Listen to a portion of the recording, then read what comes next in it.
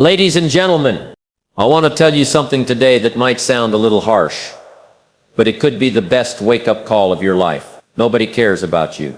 Now don't get me wrong. Your family loves you. Your friends might support you. But when it comes to your dreams, your growth, your success, the hard truth is, it's on you. See, the world is busy. Everyone is dealing with their own challenges, their own struggles, their own bills, their own deadlines. And while people may wish you well, they're not staying up at night thinking about how to make you successful. That's your job. If you don't show up for your goals, nobody's going to knock on your door and say, "Hey, I noticed you've been slacking. Here's a better life." No, opportunities go to the people who chase them relentlessly. Life responds to effort, not wishes.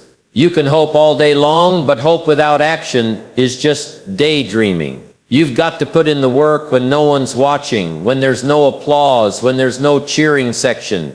That's when you build the habits that change your life. Think about this. When you fail, people might feel sorry for you for a while, but eventually the world moves on. When you succeed, people will congratulate you for a moment, but then they go back to their own lives. So what does that mean? It means your journey is yours alone. Stop waiting for someone to believe in you before you believe in yourself. Stop expecting people to push you when you should be pushing yourself. And stop thinking you need permission to become who you were meant to be. If you want better health, nobody cares more than you. If you want more money, nobody cares more than you. If you want a better future, nobody cares more than you.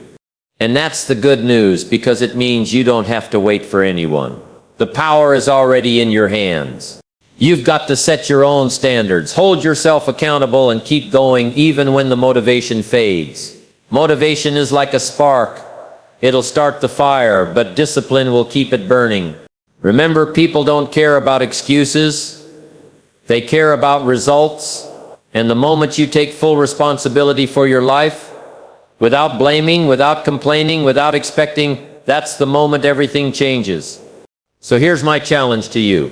Live your life like no one's coming to save you, because no one is.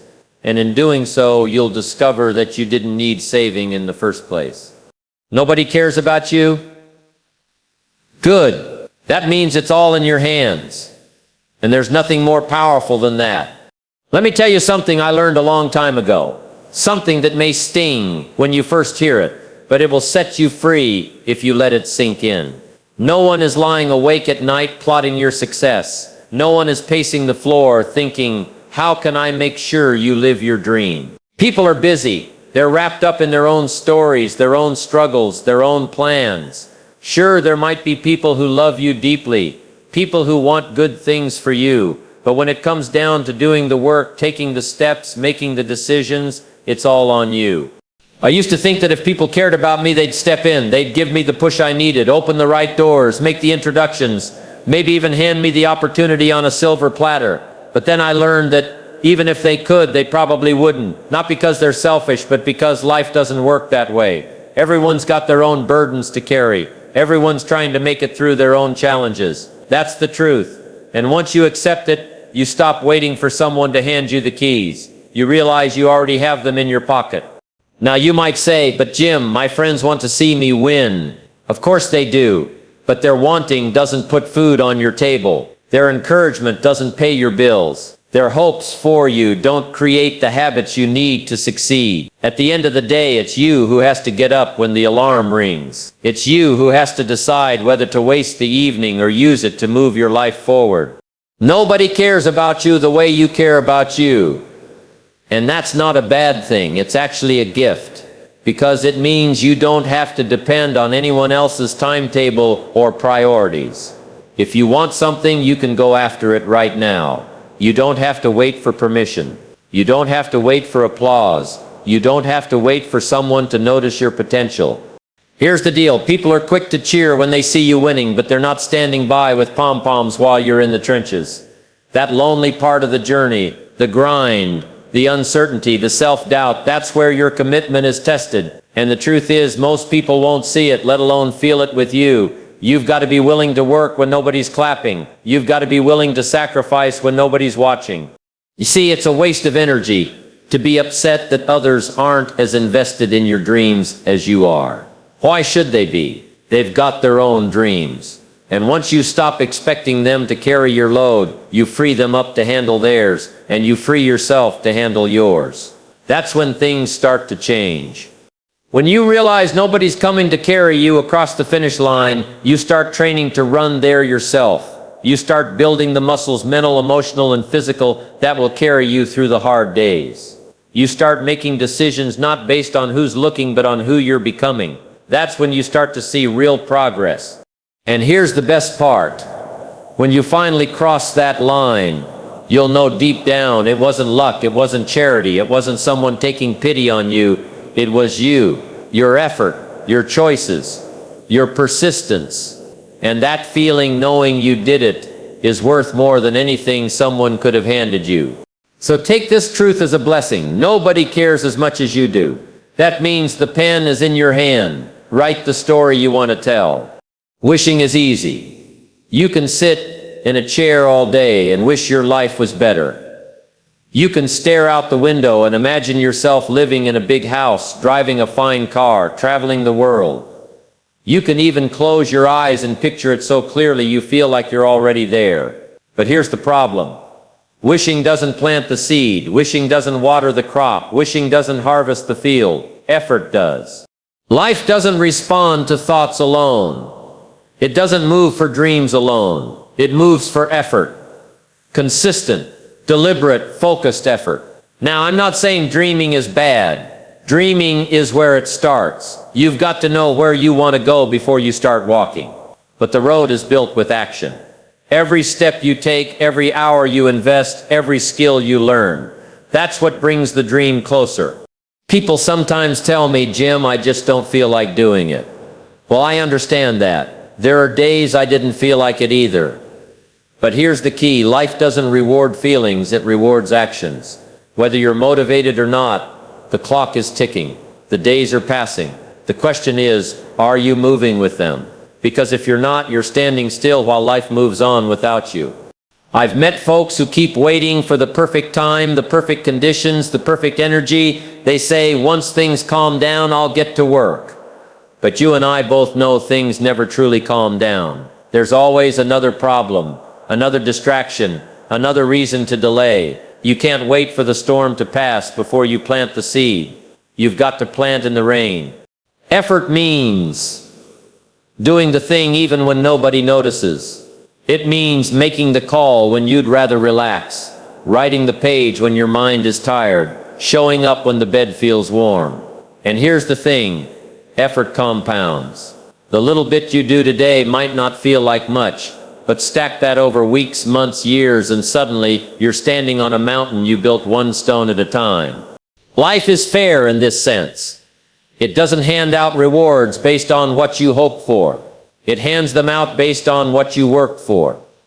You can't talk your way into a harvest, you can only work your way there. And the harvest doesn't care if you were tired, if you were busy, or if you had a rough week. The only question is, did you plant? Did you tend? Did you persist? I've also noticed that when you put in the effort, something magical happens. The more you do, the more you feel like doing. Momentum starts to build. At first it's slow, like pushing a heavy wheel. But keep pushing, and soon, the wheel starts moving on its own. Effort feeds energy, and energy feeds results. And those results, they feed your belief that it's worth it. But if you sit around hoping without moving, nothing changes. You can wish for a better body. But if you don't lift the weight or take the walk, the wish remains a wish. You can wish for more income, but if you don't learn the skill or make the offer, the bank account stays the same. The world listens to effort. It's the only language it understands. So here's what I tell people. Don't measure your day by how much you wanted something. Measure it by how much you did toward it. If you laid a brick, you're closer to your wall. If you made the call, you're closer to the deal. If you studied the lesson, you're closer to mastery. At the end of the day, life is a mirror. It reflects back not what you hope for, but what you work for. And if you can embrace that, you'll stop waiting for luck and start building a life that luck would be jealous of. I learned something early in life that changed the way I approached every challenge. There's no cavalry coming over the hill. Nobody is riding in at the last moment to scoop you up and carry you to safety. It's just you. And the sooner you accept that, the sooner you'll stop waiting and start acting. We grow up hearing stories about heroes who arrive just in time, mentors who take someone under their wing, or a stroke of luck that turns everything around. And while those moments can happen, they're rare, unpredictable, and never something you can count on. If you make your plan around being rescued, you've already lost control of your future. The truth is, your problems, your challenges, your setbacks, they're yours. People might offer advice, they might share encouragement, but they can't walk your path for you. They can't do your push-ups. They can't read your books. They can't put in your hours. That's your job. You can get guidance, sure, but guidance without your own effort is just talk. Too many people keep their lives on pause, thinking, when the right person notices me, when someone gives me my big break, when I finally get the support I deserve. But here's the hard part. Life doesn't wait for that. It keeps moving. And if you're standing still, it will leave you behind. You can't hold your breath waiting for someone to pull you out of the water. You've got to start swimming. And I'll tell you something else. There's a kind of freedom in knowing no one's coming to save you. At first it might feel heavy, but then you realize it means you're not dependent on anyone else's timing, mood, or approval. You get to decide when to start. You get to decide how hard to push. You get to decide how much you're willing to risk. That's power. I've met people who spent years hoping someone in their family would come through for them, or that their boss would finally notice their potential and give them a better position, or that a friend would invest in their idea. Some waited so long they missed their moment completely. Not because they weren't capable, but because they never took the first step on their own. I'll be honest, doing it yourself is harder at the start. There's no safety net, no one to hold your hand. You'll face doubts and you'll make mistakes. But the difference is, every mistake you make is a lesson you own. Every win you achieve is a victory you earn. And the self-reliance you build along the way, that's something nobody can take from you. Once you stop expecting rescue, you start thinking differently. You start asking better questions. What can I do today to move forward? What skill can I develop that will make me valuable? What resources can I find to help me grow? And you start finding solutions that were invisible when you were waiting for someone else to fix things. And here's the beautiful part. When you take full responsibility and push forward on your own, help often shows up along the way. Not because you were sitting still hoping for it, but because you were already in motion. People respect momentum. They're far more likely to lend a hand to someone already climbing the mountain than to someone sitting at the bottom, complaining it's too steep. So no, there's no rescue team on the way, but that's not bad news. That's the best news you could get, because it means you hold the pen to your own story. You're not a side character waiting for the hero. You are the hero. And the day you realize that is the day your life starts moving in a whole new direction. One of the greatest traps you can fall into is waiting for someone else to tell you you're good enough before you get started. People spend years holding back, thinking, once they see my potential, then I'll go all in. Once they approve, I'll finally believe in myself. But here's the hard truth. You can't rent belief from someone else. You've got to own it. If you wait for the crowd to cheer before you move, you'll be standing still a very long time. Most people don't hand out confidence like candy. They might offer encouragement from time to time, but their approval is unpredictable. Some days they'll applaud you and other days they'll doubt you. If your self-worth rises and falls with their opinion, you'll be on an emotional roller coaster. Belief has to start within. It's built through the small promises you keep to yourself every single day. When you say you'll wake up early and you actually do it, your belief grows. When you commit to reading a chapter and you finish it, your belief strengthens. Every time you prove to yourself that your word means something, you add another brick to the foundation of your confidence. People often think belief is something that appears magically when success comes, but it's the other way around. Belief is the fuel that drives you toward success.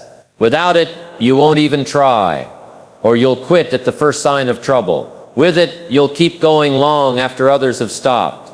Now, I'm not saying ignore every piece of feedback. Wise counsel can sharpen you, but there's a big difference between learning from others and needing them to validate you. If you need applause to get moving, you're giving away control of your destiny. You're handing over the steering wheel to whoever claps the loudest, or worse, whoever doesn't.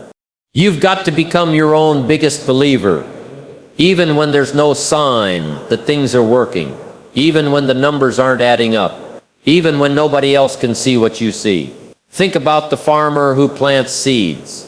He doesn't stand in the field demanding that the neighbors praise his planting before he waters the soil. He believes in the process, so he keeps tending to the ground until the harvest comes. When you trust yourself, you stop hesitating. You stop asking for permission. You start taking action because you know deep down that you can figure it out along the way. And that kind of self-belief is magnetic. It draws the right people, the right opportunities, the right momentum. Not because you were waiting for them, but because you were already in motion. I've seen too many people abandon a great idea because someone close to them shrugged and said, "I'm not sure it'll work." If you let that stop you, it wasn't their doubt that killed the dream. It was your lack of belief in yourself. The person who believes in what they're doing can hear 1,000 no's and keep moving. The person who doubts themselves will stop at the first one. Self-belief is like a muscle. The more you use it, the stronger it gets.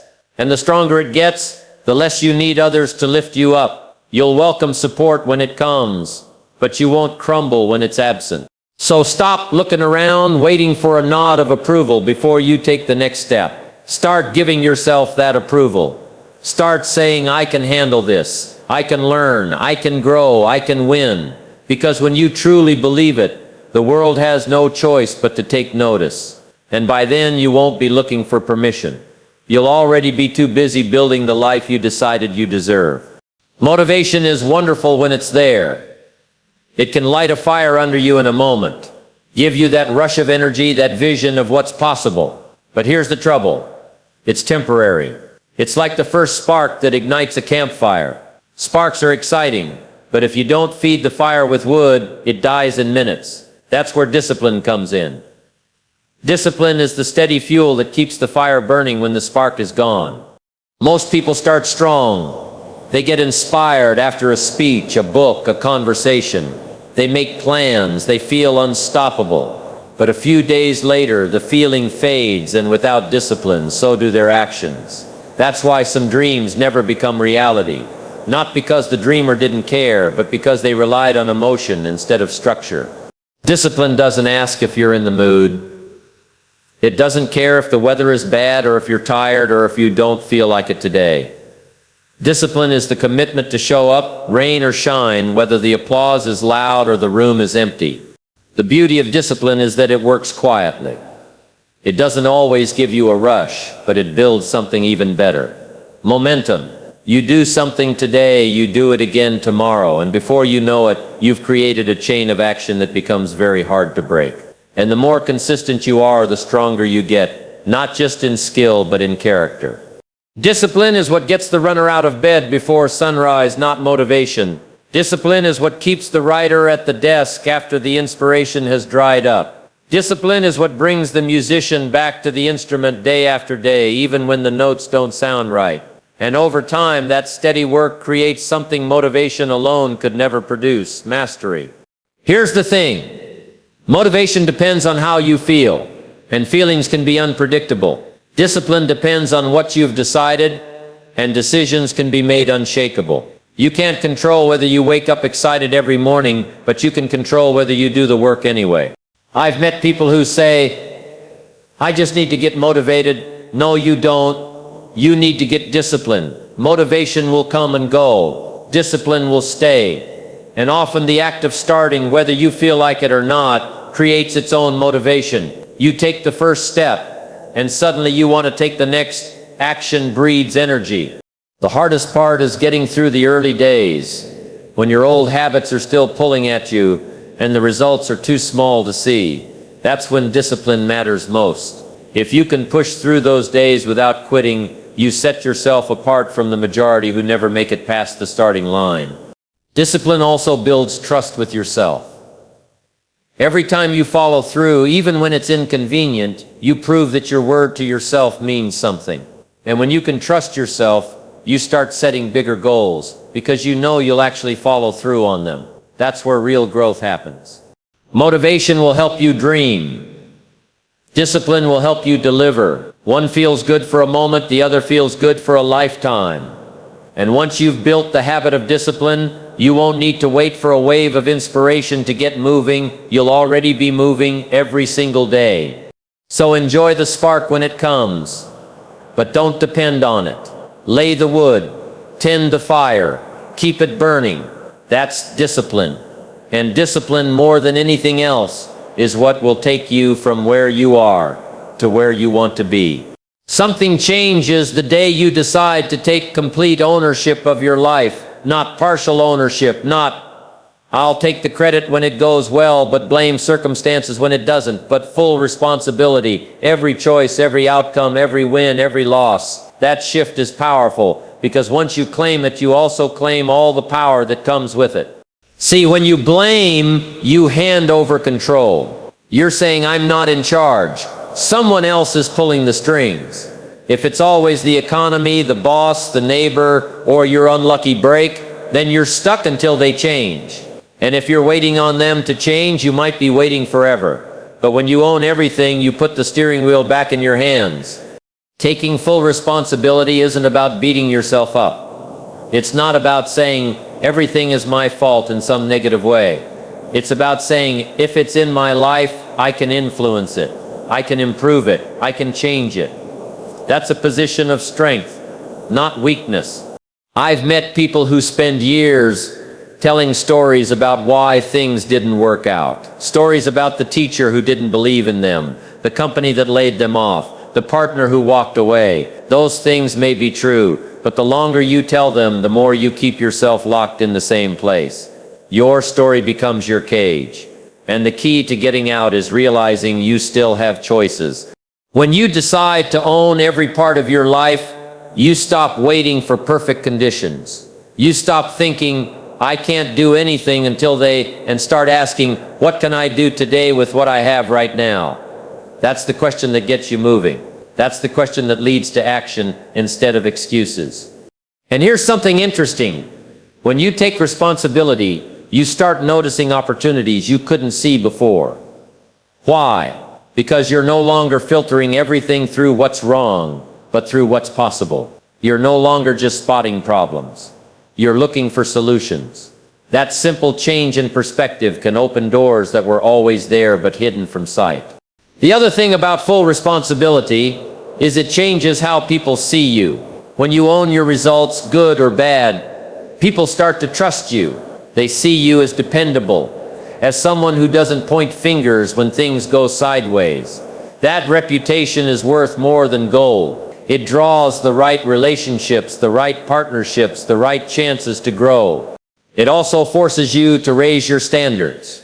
You can't take full responsibility and still live with sloppy habits. You can't say I'm in charge and then waste your time carelessly. Ownership makes you accountable, and accountability sharpens your focus. Some folks avoid responsibility because they think it's a burden. But the truth is, it's freedom. Freedom from waiting. Freedom from hoping someone else will fix things. Freedom from the helpless feeling that life is just happening to you. When you accept that you're the one steering, you realize you can drive anywhere you choose. Yes, it means you have to work harder. Yes, it means you can't hide behind excuses anymore. But it also means you get to write the story instead of just reading it. And once you taste that kind of freedom, you'll never want to give it up. So here's the challenge. Stop looking for someone to hand you a better life. Take ownership of the one you have and shape it into what you want. No blaming, no complaining, just building. Because the moment you accept that it's all in your hands is the moment you finally hold the power to change it.